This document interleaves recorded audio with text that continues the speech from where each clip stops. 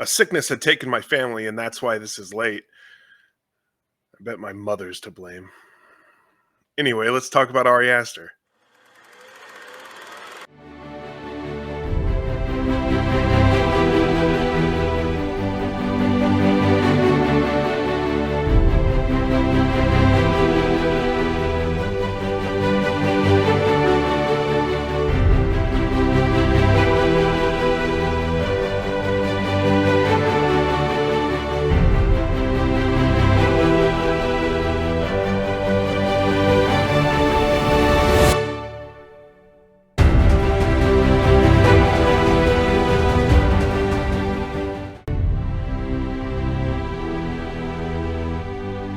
Hello, welcome to week 31 of 5225, 52 Weeks of Loving Movies. And this week we're doing a director's spotlight on Ari Aster, who quickly, after his first feature, became a director that I just had to see. Anytime he came out with a movie, I just had to watch it, and that's proven to be true time and time again. And I did get to watch Eddington. It's going to be one of them that we're going to talk about. We're going to talk about it here. This will be my review of Eddington here in a few minutes. But yeah, let's.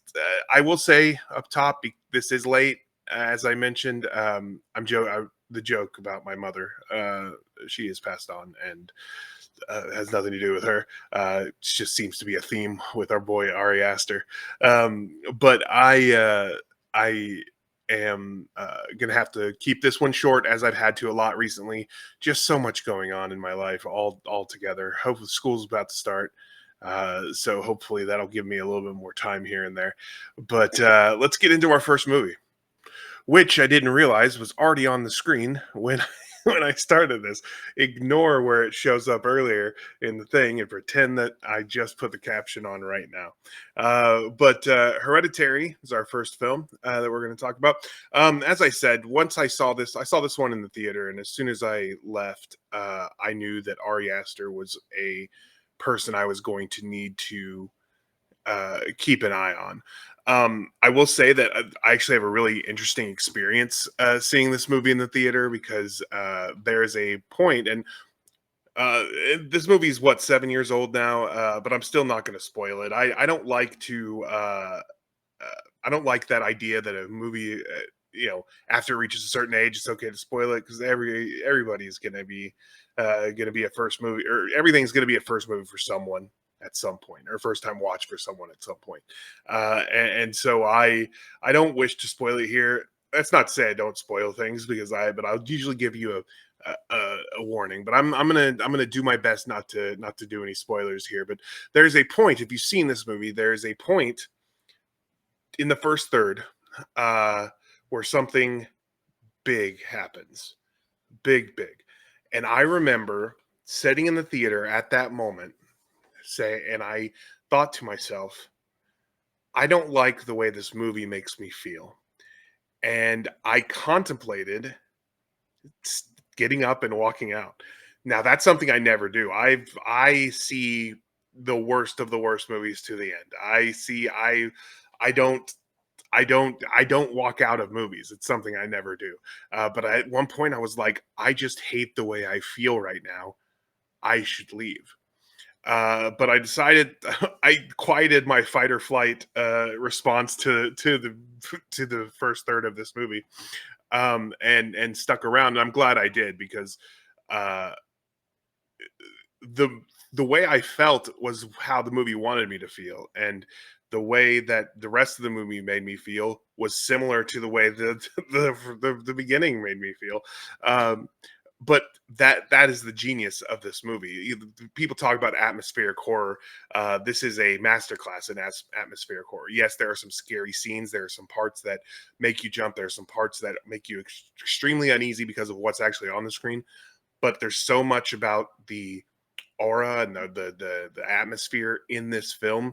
Nothing can be going on and it could still make you very, very uneasy throughout the movie, and that's what this movie does so well. This is one of the greatest horror movies ever made, in my opinion. I won't put it at the top, I don't think, but I don't know, I'd have to make a list. But I will say it's one of the greatest horror movies ever made. I just absolutely adore this movie. I could watch it 100 times. I've watched it many, many times. And yes, I feel gross through parts of it every time. And that therein lies the wonder of this movie, that I can keep going back to it despite the way it makes me feel sometimes. Because in the end, what I feel is joy from having experienced such an incredible film. Uh, Back in 2018 or 2019, 2018, Dan Merle, who at the time was on Screen Junkies, now is on Dan Merle Movies, um, started a little campaign, hashtag an Oscar for Tony. Uh, Coincidentally or not coincidentally, in that same episode, Spencer Gilbert started a campaign, hashtag sandwich for Tony, which was to get a sandwich for Tony Danza. But regardless, um, the an Oscar for Tony.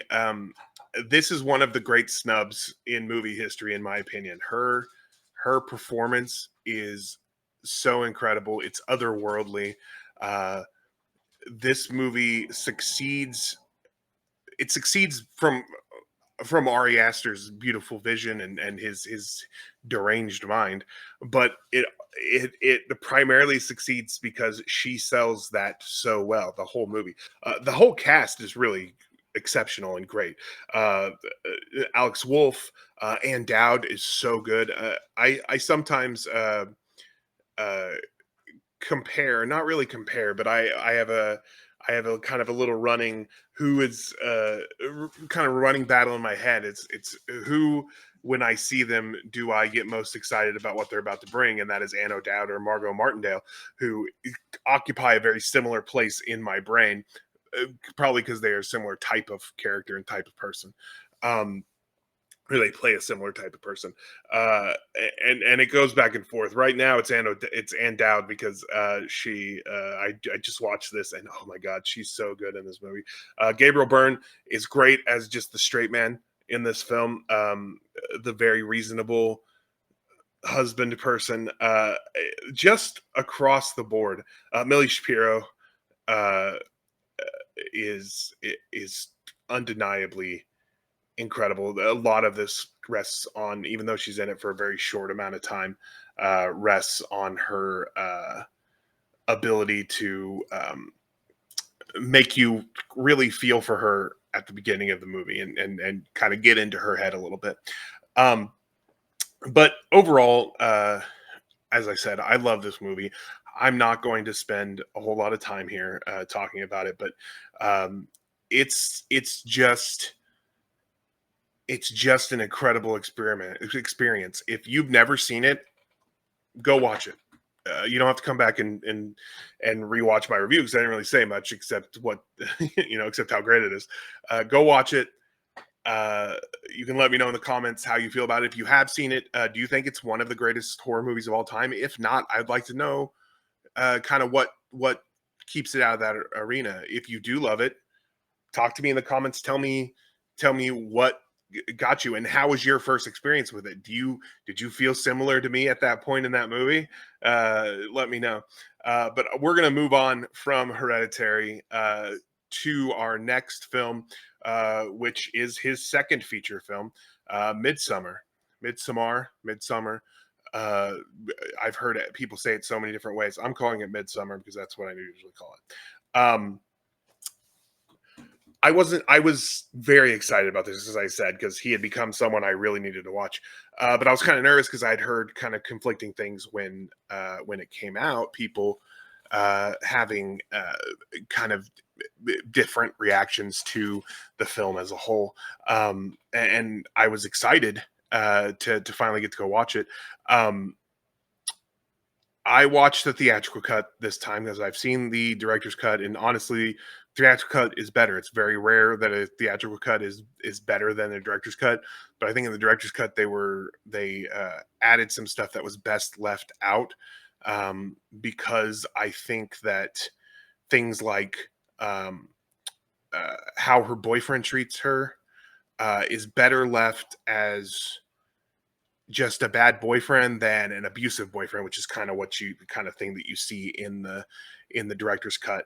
And some of the things I think are better left shrouded in a bit of mystery than fully explained. So I do think the theatrical cut is actually a better film. Um, when I when I came out of this movie, which I really did like when I saw it in the theater. I remember going to my Facebook and saying, "Oh my god, I loved it. How did other people feel about it? I'd like to hear." And I had a lot of people who were like, "It was awful." I went in expecting a horror movie, and it was just horrible, which was my aunt's exact quote.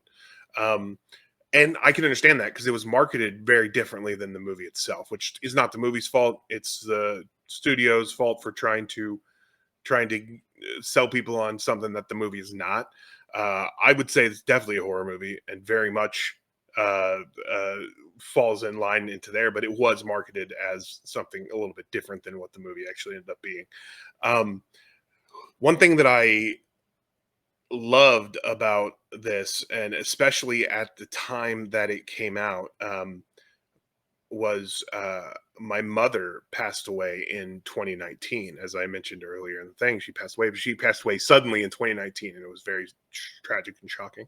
And I was still dealing with that grief. I'm still dealing with that grief today, but in a very, very different way. One thing that I love about Midsummer is how it is basically an illustration of what grief does to us. She's literally grieving in the movie, and we're seeing her grieving process, but there are so many things about how we grieve and what we go through that the rest of the movie is illustrating uh just throughout the whole thing. um how we take on uh that grief, and how we hold on to it, and how we depend on other people, and how our grief can become other people's grief, and how we need other people when we are grieving. And sometimes that the assistance we get from other people can sometimes be damaging to us or them. Is so beautifully explored in this film. Plus, another thing I really love, cults. I love movies about cults, and this is definitely a culty movie. And it's a movie about fascism, because the cult that they are there with is definitely fascist. They are into eugenics. They have very strict, rigid rules, and it's very much authoritative, even though it is presented in a very loose and light and loving manner. Um, I really, really like this movie. I'm going to get a little bit into spoiler territory, so if you don't want to hear the spoiler that I'm about to give, click on I have chapters. Click on the Beau Is Afraid chapter to go to the next one, and skip this part, because the rest is just going to be spoilers. Um, I have a friend, Chad, and I hope he's watching this, and he can kind of hear, because he has a different take on this movie than I do. And I'm not saying his take is wrong. I've said many, many times that interpretation is completely up to the person experiencing it. So I'm not saying his interpretation is wrong. I'm saying that my interpretation of this is very, very different.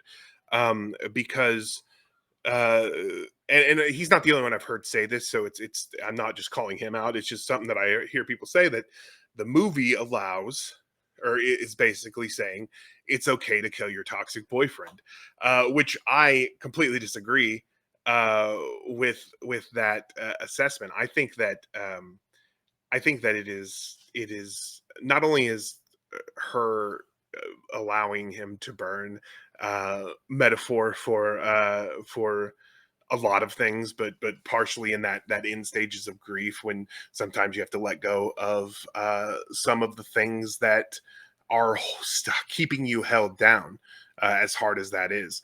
But what we're talking about here is a fascist group who demands this type of a sacrifice. And the way that they see it, they don't see this group does not see death as a punishment. They see it as a reward. They see it as a duty.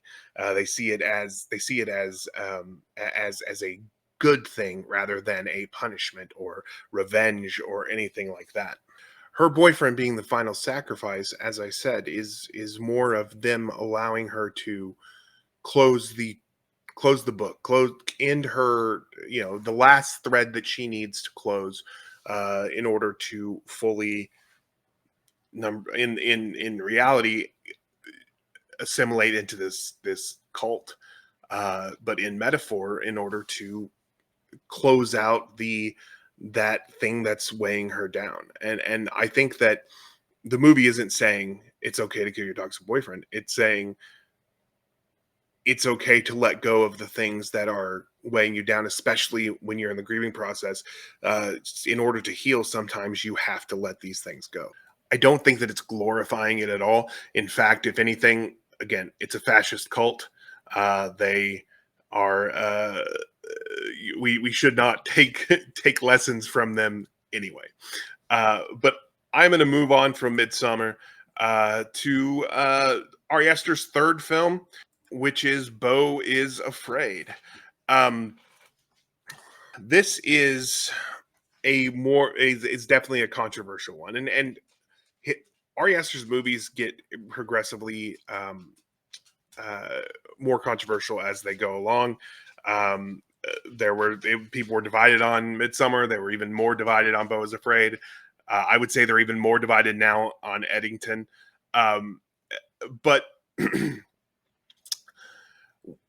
Beau Is Afraid is a comedy, and I love that Ari Aster, who made these very, very dense, thick horror movies, went on to make this comedy. And I watched a few of Ari Aster's early short films, which were good. The Strange Thing About the Johnsons, I believe is what it's called, is not what I expected it to be, and very wild. And I recommend people go watch it. It's pretty short. I mean, it's a short film. Obviously, I think it's 20 minutes or less. It's very good, but definitely uncomfortable. So I recommend checking that out. But another one of his is called Beau, and it's about a guy who is about to leave his house, has his stuff packed, realizes he needs to run back upstairs. Same thing that happens in this movie. Leaves his keys in the door, and he comes back down. His keys are gone. So he calls his mom and is like, "Hey, I can't leave." And what the short film is just him throughout that night, worried, that of what is about to happen. That is basically the catalyst for Beau Is Afraid. So Beau Is Afraid is just like what goes on beyond what happened in the short film Beau. But let me tell you this: Beau Is Afraid is a nightmare.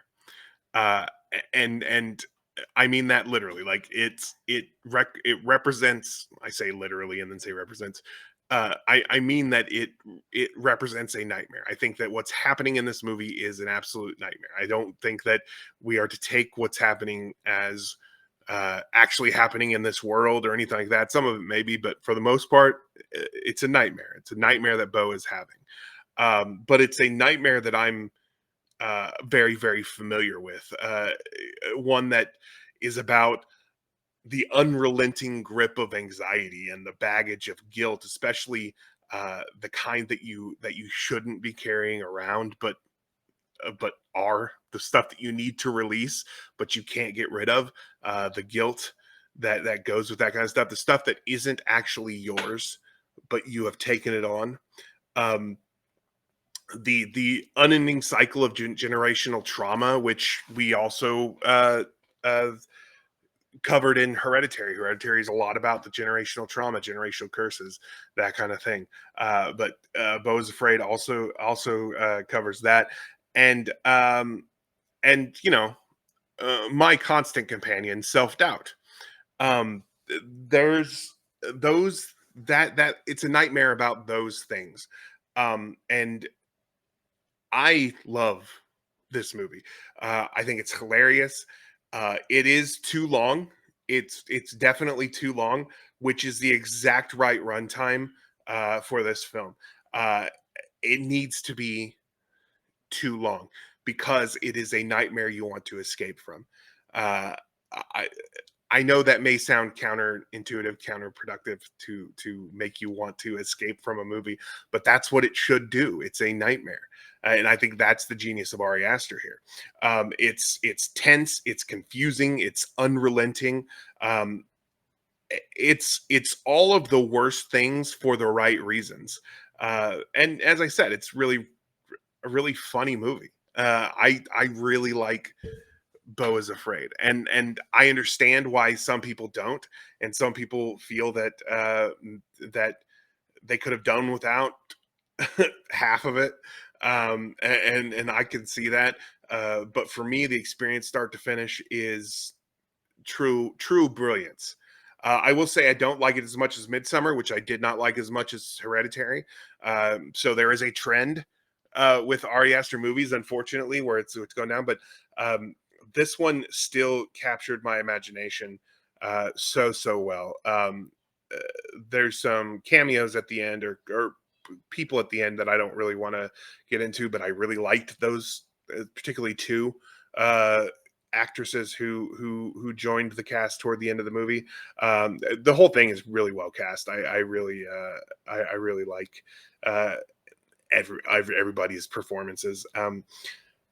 Yeah, I like Beau Is Afraid. Uh, this is another one. I'd like you to talk to me in the comments. If you don't like it, tell me why. If you do like it, tell me what you love about it. But I'm just going to move on. I know I didn't spend much time on that, but I basically said what I needed to say. I like Beau Is Afraid. Which brings us to his newest film, Eddington. And as I said before, there's a trend, and this one kept with that trend. I did not like this one as much as Beau Is Afraid, but the gap between Beau Is Afraid between Beau Is Afraid and Eddington is much larger than the gap even between Hereditary and Beau Is Afraid. It's just, I liked this movie. Uh, I It's hard to give a review right now because I feel like you need to watch it again, because there are things about it I have been processing since I saw it uh, last week. There's a pretty good chance that the movie just wasn't weird enough for me. I think I went in expecting weird because it was Ari Aster, and it was fairly straightforward. Um, it it's a good political satire, I think. I think it is a bit messy, and I think there might have been a bit of bloat, but I do think I liked it. Like I did like it. I liked it. I enjoyed it. As you probably all know, I'm a Pedro Pascal fan. I love that man. We should hang out and hold hands. But there was something about this that did not resonate with me in the way that the other ones did. And I can't quite put my finger on exactly what it is. Maybe after a rewatch, I can come back and have a little bit more to say on it. But it just didn't quite hit the notes that I wanted it to, or it didn't hit the same way that the other two did, which is fine. Not every movie from every director, even great directors, is going to hit every time. Think of the greatest director of all time who's made more than 4 or 5 films. At least one of their movies does not hit as well as the other ones, and that's just the truth. Um, I will say that I have seen some people talking about how uh, they feel like the movie was glorifying like Joe Rogan type humor, and Joe Rogan type people, conspiracy theorist type people, and was kind of making fun of the left a little bit, which I disagree with. I think it was making fun of everybody, but I don't think it was making fun of the left, because this takes place in early 2020 during COVID, during the Black Lives Matter protests, and it kind of it makes fun of, yes, it makes fun of the conspiracy theorists. Those people are not the heroes in this movie. I'm not sure where those people are coming from with that, where they're seeing that. What I can understand a little bit is how sometimes it makes fun of some of the Black Lives Matters protesters, and I don't think it's making fun of that that movement at all. I think what it's making fun of is the white people who are talking about how they shouldn't be the loudest voice in the room while making themselves the loudest voice in the room. The people who are just a farce of what it is to try to make social change, to be a protester, um, just because it's trendy. And those are the people, you want support, but you don't want performative support.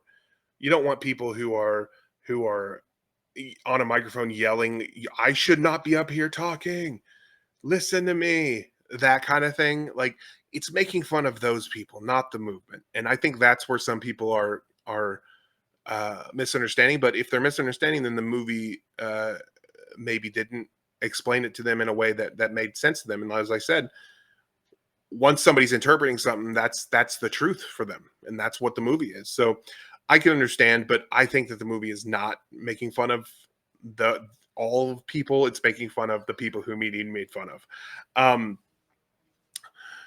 that was a lot of rambling, but my thoughts are not super organized on that one. I need to spend more time with it, and I need to be able to prepare my thoughts a little more better next time.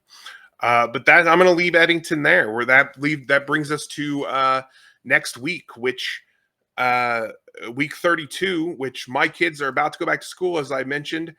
So it's going to be back to school. I'm going to watch movies featuring or that take place primarily in school or college.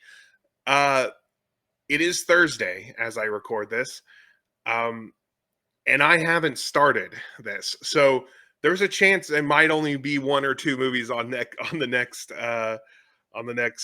video. But I'm going to do my best to watch some back to school movies. Talk to me in the comments. Tell me, what do you think of Ari Aster's filmography at this point? Which one is your favorite? I think I'm going to know probably the top answer, but which one is your favorite? Have they each diminished for you as well, or do you feel like he's maintained throughout? What are some of your favorite movies that take place in a school or a college, university? Talk to me in the comments. Thanks.